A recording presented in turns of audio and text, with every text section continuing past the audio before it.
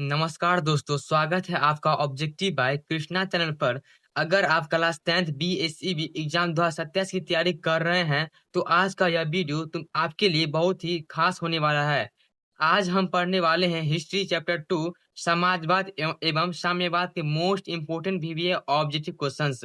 दोस्तों, ये वही प्रश्न है जो एग्जाम में सीधे आने की पूरी संभावना है, तो वीडियो को पूरा जरूर देखना, क्योंकि एक भी क्वेश्चन मिस किया तो नुकसान आपका होगा। ठीक है, तो स्टार्ट करते हैं फर्स्ट क्वेश्चन से।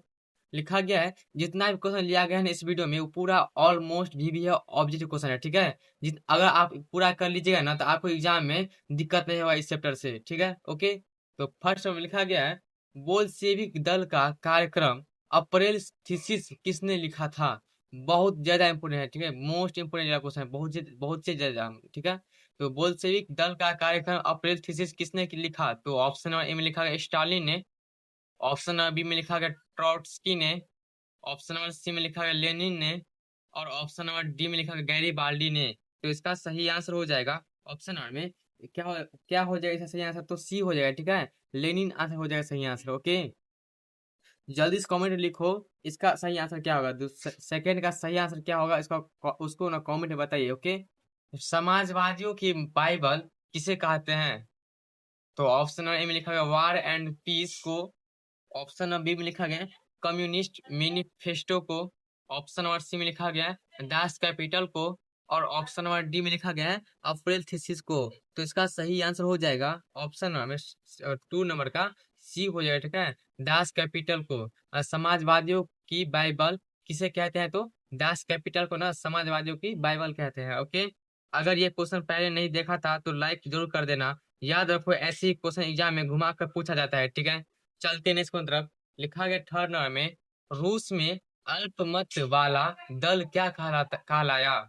बहुत ज्यादा इंपोर्टेंट क्वेश्चन है। ये क्वेश्चन एग्जाम में पहले भी आया था, इसलिए ये इंपोर्टेंट है। ओके, तो रूस में अल्पमत वाला दल क्या कहलाता है। तो ऑप्शन नंबर ए में लिखा गया बोल्शेविक, ऑप्शन नंबर बी में लिखा गया मेन सेविक, ऑप्शन नंबर सी में लिखा गया सर्वाहारा, और ऑप्शन नंबर डी में लिखा है इनमें से कोई नहीं। तो इसका सही आंसर हो जाएगा ऑप्शन नंबर में बी हो जाएगा। ठीक है, मेन सेविक हो जाएगा सही आंसर। रूस में अल्पमत वाला दल क्या कहलाया, तो मेन सेविक कहलाया है। ओके, ये मतलब question exam point of view से बहुत ज्यादा इंपॉर्टेंट है। ओके, चलते हैं इसको तरफ। लिखा गया फोर नंबर में, रूस में प्रतिनिधियात्मक संस्था ड्यूमा का गठन कब हुआ था। ये क्वेश्चन आपको लग रहा है मतलब हल्का है, लेकिन एग्जाम में इला क्वेश्चन पूछा गया है। ठीक है, इसलिए इसको अच्छा से स्टार मार के याद कर लीजिए, इसको स्टार मार के। ओके, रूस में प्रतिनिधियात्मक संस्था ड्यूमा का गठन कब हुआ। तो ऑप्शन नंबर ए में लिखा गया 1861 ईस्वी में, ऑप्शन नंबर बी में लिखा गया 1867 ईस्वी में, ऑप्शन नंबर सी में लिखा गया 1905 ईस्वी में, और ऑप्शन नंबर डी में लिखा गया 1917 ईस्वी में। तो इसका सही आंसर हो जाएगा ऑप्शन नंबर में सी हो जाएगा। ठीक है, 1905 ईस्वी में सही आंसर हो जाएगा। ओके, ठीक है, जो स्टूडेंट अभी भी वीडियो स्किप कर रहे हैं, तो वो खुद अपना नुकसान कर रहे हैं। अगर 10 में से अगर 4 में से अगर 4 नहीं आया ना, तो आप पढ़ाई नहीं कर रहे हैं। ठीक है, इसलिए अच्छा से पढ़ाई कीजिए। ओके, चलते हैं नेक्स्ट तरफ। लिखा गया 5 नंबर में, किस संधि के तहत रूस प्रथम विश्व युद्ध से बाहर हो गए। बहुत ज्यादा इंपोर्टेंट क्वेश्चन है।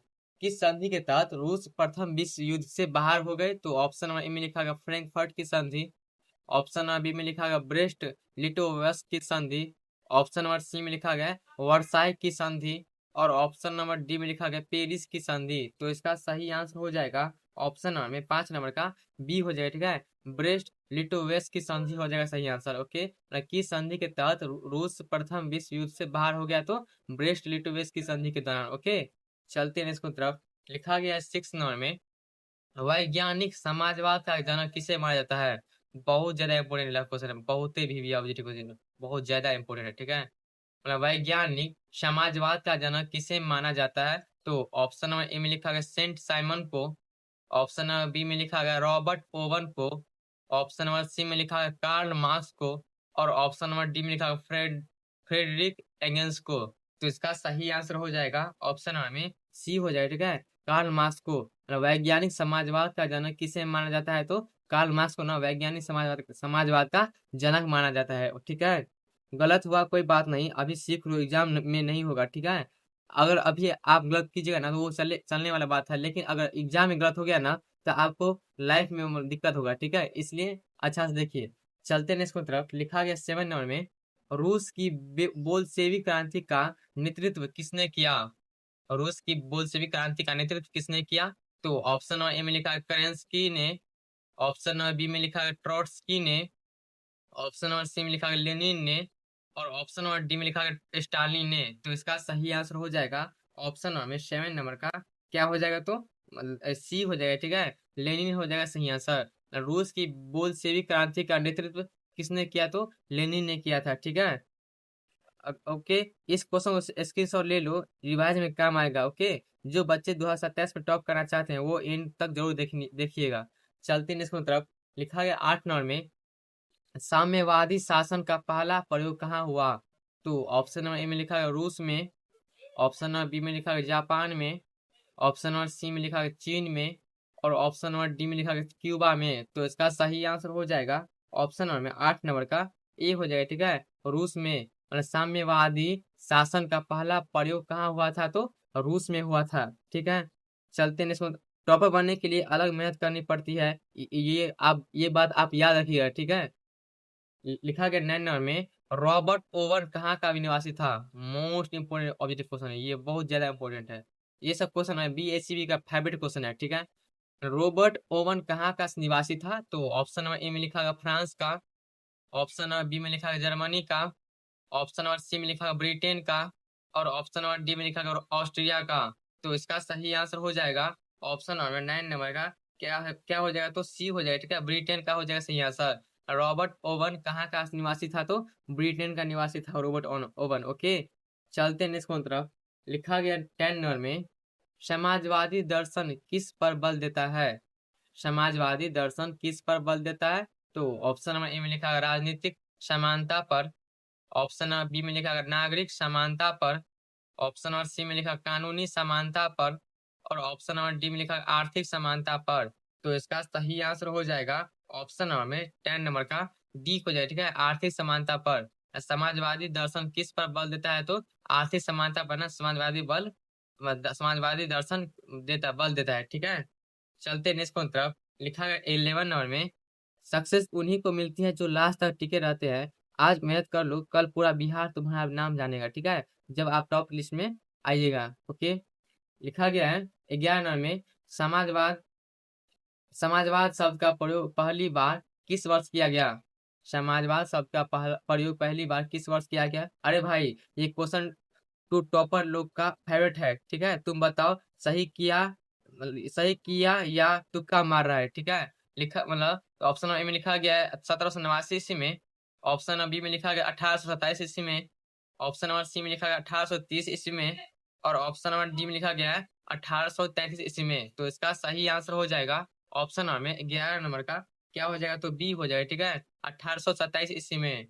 समाजवाद शब्द का प्रयोग पहली बार किस वर्ष किया गया? तो 1827 ईस्वी में किया गया था, ठीक है। चलते हैं नेक्स्ट तरफ। लिखा गया है 12 नंबर में, रूस का पहला समाजवादी था। रूस का पहला समाजवादी कौन था? तो ऑप्शन बहुत ज्यादा इंपोर्टेंट क्वेश्चन है, बहुत ही ज्यादा इंपोर्टेंट, ठीक है, बहुत ज्यादा इंपोर्टेंट है। रूस का पहला समाजवादी था तो ऑप्शन नंबर ए में लिखा गया लेनिन, ऑप्शन नंबर बी में लिखा गया टॉल्स्टॉय, ऑप्शन नंबर सी में लिखा गया पल्लेखा नोब, और ऑप्शन नंबर डी में लिखा गया स्टालिन। तो इसका सही आंसर हो जाएगा ऑप्शन नंबर 12 नंबर का सी हो जाएगा, ठीक है, पल्लेखा नोब हो जाएगा सही आंसर। ओके, मतलब रूस का पहला समाजवादी था तो प्लेखानोव था, ठीक है। चलते नेक्स्ट तरफ। लिखा गया 13 नंबर में, रूस में सोशल डेमोक्रेटिक पार्टी की स्थापना कब हुई? भाई सच सच बताना, गेस मारा या पढ़ के आया था, ठीक है। जो इसका आंसर गलत करेगा ना उसको 2 बार रिवाइज करना पड़ेगा, ये समझ लो।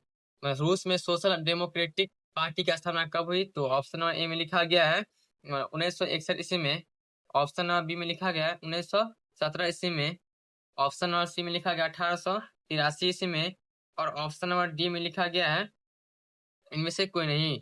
तो इसका सही आंसर हो जाएगा ऑप्शन नंबर में क्या हो जाएगा? इसका सही आंसर तो 13 नंबर सही आंसर हो जाएगा ऑप्शन नंबर में सी हो जाएगा 1883 ईस्वी में। ओके, मतलब रूस में सोशल डेमोक्रेटिक पार्टी की स्थापना कब हुई? तो 1883 ईस्वी में हुआ था। ओके भाई, ऑनेस्टी बताओ, दिमाग चल रहा है या सिर्फ वीडियो देख रहे हो? ओके, चलते हैं इसको। तब लिखा है 14 नंबर में, रूस में कृषक दास प्रथा का अंत कब हुआ? बहुत ज्यादा इंपोर्टेंट क्वेश्चन है, बहुत ही ज्यादा इंपोर्टेंट, बहुत ज्यादा इंपोर्टेंट क्वेश्चन है, ठीक है। और रूस में कृषक दास प्रथा का अंत कब हुआ?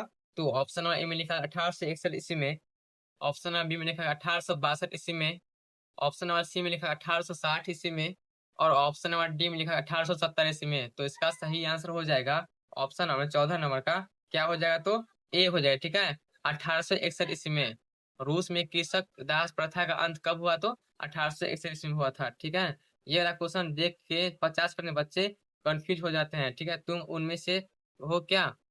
चलते हैं, मतलब लिखा गया 15 नंबर में, रूस में निहिलिस्टों ने सुधार के लिए कौन सा मार्ग अपनाया?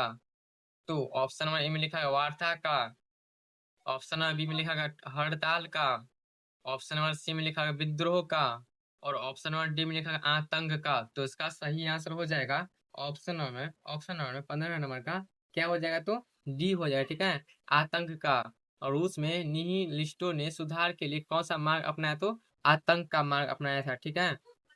जल्दी आंसर दो वरना मैं रिवील कर दूंगा, ठीक है। ये ला क्वेश्चन जल्दी बताओ, इसका सही आंसर क्या होगा? जल्दी जल्दी बताओ कमेंट में, ओके। रूस में जार का अर्थ क्या होता है? मोस्ट इंपोर्टेंट क्वेश्चन मिला है, मोस्ट वीवीआईटी क्वेश्चन। और रूस में जार का अर्थ क्या होता है? तो ऑप्शन नंबर ए में लिखा है पीने का बर्तन, ऑप्शन नंबर बी में लिखा है पानी रखने का मिट्टी का पात्र, ऑप्शन नंबर सी में लिखा है रूस का सामंत, और ऑप्शन नंबर डी में लिखा है रूस का सम्राट। तो इसका सही आंसर हो जाएगा ऑप्शन नंबर 16 नंबर का डी हो जाएगा, ठीक है। रूस का सम्राट हो जाएगा सही आंसर, ओके। और रूस में जार का अर्थ क्या होता है? तो रूस का सम्राट होता है सही आंसर, ओके। चलते हैं नेक्स्ट की तरफ। लिखा गया 17 नंबर में, और रूस में कृषि दासता किसने समाप्त की? रूस में कृषि दासता किसने समाप्त की? तो ऑप्शन नंबर ए में लिखा है जार निकोलस फर्स्ट ने, ऑप्शन नंबर बी में लिखा है जार निकोलस सेकेंड ने, ऑप्शन नंबर सी में लिखा है जार अलेक्जेंडर प्रथम ने, और ऑप्शन नंबर डी में लिखा है जार अलेक्जेंडर द्वितीय ने। तो इसका सही आंसर हो जाएगा ऑप्शन नंबर 17 नंबर का, क्या हो जाएगा? तो डी हो जाएगा, ठीक है, जार अलेक्जेंडर द्वितीय ने। रूस में कृषि दासता किसने समाप्त की? तो जार अलेक्जेंडर अलेक्जेंडर द्वितीय ने ना, द्वितीय ने, मतलब रूस ने कृषि दासता समाप्त की, ठीक है। चलते हैं नेक्स्ट तरफ। लिखा गया है, अरे भाई इतना इजी भी नहीं है जितना लग रहा है, ठीक है। ये ध्यान से देखो, देखो ये क्वेश्चन, अगर ये सही हो गया ना तो एक लाइक तो बनता है ना बॉस। लिखा गया समाजवादी भावना का उदय किस क्रांति के फलस्वरूप हुआ था? तो ऑप्शन नंबर ए में लिखा है फ्रांसीसी क्रांति के, ऑप्शन नंबर बी में लिखा है औद्योगिक क्रांति, ऑप्शन नंबर सी में लिखा है अमेरिकी क्रांति, और ऑप्शन नंबर डी में लिखा है रूसी क्रांति। तो इसका सही आंसर हो जाएगा ऑप्शन नंबर 18 नंबर का बी हो जाएगा, ठीक है, औद्योगिक क्रांति हो जाएगा सही आंसर। समाजवादी भावना का उदय किस क्रांति के फलस्वरूप हुआ था? तो औद्योगिक क्रांति के फलस्वरूप हुआ था, ठीक है। चलते नेक्स्ट की तरफ। लिखा गया 19 नंबर में, कमेंट में सिर्फ टॉपर लोग आंसर देंगे, बाकी चुपचाप देखते रहेंगे, ठीक है। सच में पढ़ा है तो अब प्रूव करो वरना पकड़े जाओगे। लिखा है किस क्रांति के फलस्वरूप पूंजीपति वर्गों द्वारा मजदूरों का शोषण चरमो चरमोत्कर्ष पर था? तो ऑप्शन नंबर ए में लिखा है अमेरिकी क्रांति, ऑप्शन नंबर बी में लिखा है फ्रांसीसी क्रांति, ऑप्शन नंबर सी में लिखा है रूसी क्रांति, और ऑप्शन नंबर डी में लिखा है औद्योगिक क्रांति। तो इसका सही आंसर हो जाएगा ऑप्शन नंबर 19 नंबर का, क्या हो जाएगा? तो डी हो जाएगा, ठीक है, औद्योगिक क्रांति हो जाएगा सही आंसर। मतलब किस क्रांति के फलस्वरूप पूंजीपति वर्गों द्वारा मजदूरों का शोषण चरमोत्कर्ष पर था? तो औद्योगिक क्रांति के फलस्वरूप, ठीक है। 19 का सही आंसर क्या हो जाएगा? तो ऑप्शन नंबर डी हो जाएगा सही आंसर, ओके। ये क्वेश्चन एग्जाम में आया तो स्माइल आ जाएगी या फिर आंसू। लिखा गया 20 में, किस अर्थव्यवस्था में उत्पादन के सभी साधनों, कारखानों तथा विपणन में सरकार का एकाधिकार होता है? तो ऑप्शन नंबर ए में लिखा गया है पूंजीवादी, ऑप्शन नंबर बी में लिखा गया है मिश्रित, ऑप्शन नंबर बी में सी में लिखा गया है समाजवादी, और ऑप्शन नंबर डी में लिखा गया है बी और सी दोनों। तो इसका सही आंसर हो जाएगा ऑप्शन नंबर 20 नंबर का, क्या हो जाएगा? तो क्या हो जाएगा इसका सही आंसर? तो सी हो जाएगा, ठीक है, समाजवादी हो जाएगा सही आंसर। किस अर्थव्यवस्था में उत्पादन के सभी साधनों, कारखानों तथा विपणन में सरकार का एकाधिकार होता है? तो समाजवादी हो जाएगा सही आंसर, ओके। तो दोस्तों आज की इस वीडियो में हमने पढ़ा समाजवाद एवं साम्यवाद के सबसे महत्वपूर्ण ऑब्जेक्टिव क्वेश्चंस। अगर आपको ये वीडियो थोड़ा सा भी हेल्पफुल लगा हो तो जल्दी से लाइक, शेयर और चैनल को सब्सक्राइब कर लो। और याद रखना, जो आज मेहनत करेगा वही कल हिस्ट्री बनाएगा। अगले वीडियो में और भी खतरनाक क्वेश्चन लेकर आएंगे। तब तक के लिए जय हिंद और पढ़ते रहो, बढ़ते रहो।